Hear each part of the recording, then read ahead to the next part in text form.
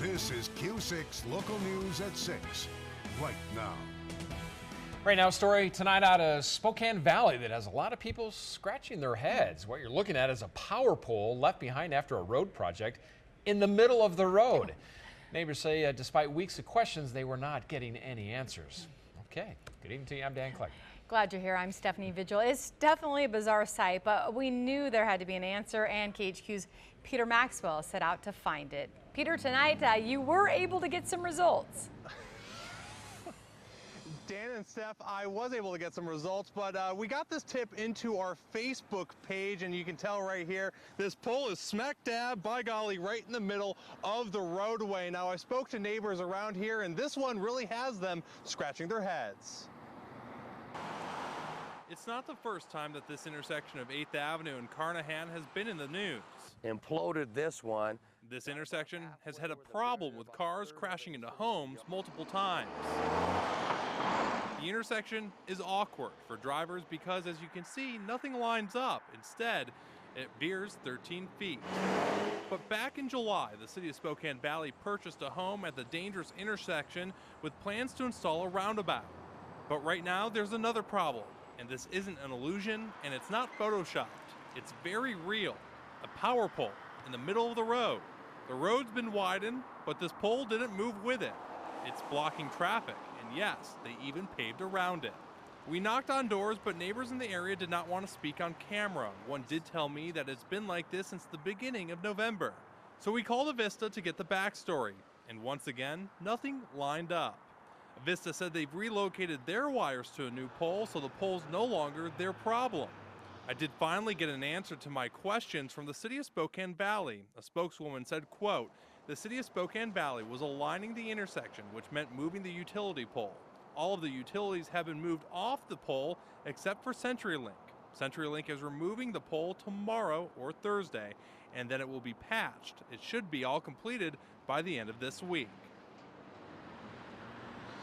Now, that same spokeswoman went on to say because of the cold weather, the asphalt companies are starting to shut down, and that could mean because now they're running out of time. So I will continue to follow up on this story and let you know when this pole gets pulled. But another thing, too, we've just seen multiple cars go down this roadway, which is closed, going northbound right off of 8th Avenue and Carnahan. So please just be aware that this northbound lane is closed until further notice. Reporting in Spokane Valley, I'm Peter Maxwell, KHQ Local News. All right, Peter. There's a reason why 11-year-old Mason Allen has a face filled with excitement. Mason's mother sent out 12 invitations for his birthday, but the friends he invited did not show up, except for his best friend. The night before, I was a mess because he was having a breakdown. Nobody is coming. I should just cancel. That's when Mason decided to hand-deliver an invitation to the local fire department, hoping they would come. At one point, he remembers talking to the firemen and them saying, "We're always your friends." Mason struggles daily with moderate autism spectrum disorder, which includes social, communication, and behavioral challenges. I have lots of energy in me 24/7. So I like to play soccer, Legos. But that doesn't make him different from any other 11-year-old boy. The more friends, the better. All right. Yeah, thanks for the invite. And true to their promise, the firefighters were happy to fill in the extra chairs at his birthday party. When they really came in and asked for Mason, we were all just in shock. Not one, but 2 fire trucks pulled into the parking lot filled with firefighters from Spokane Valley's District 8 firehouse, ready to celebrate Mason's birthday. Happy birthday, dear Mason. It mattered a lot how they actually came and didn't just ignore it and throw the invitation in the trash. Mason's birthday was a success, and it was this small gesture that they did that was a life-changing moment in Mason's life.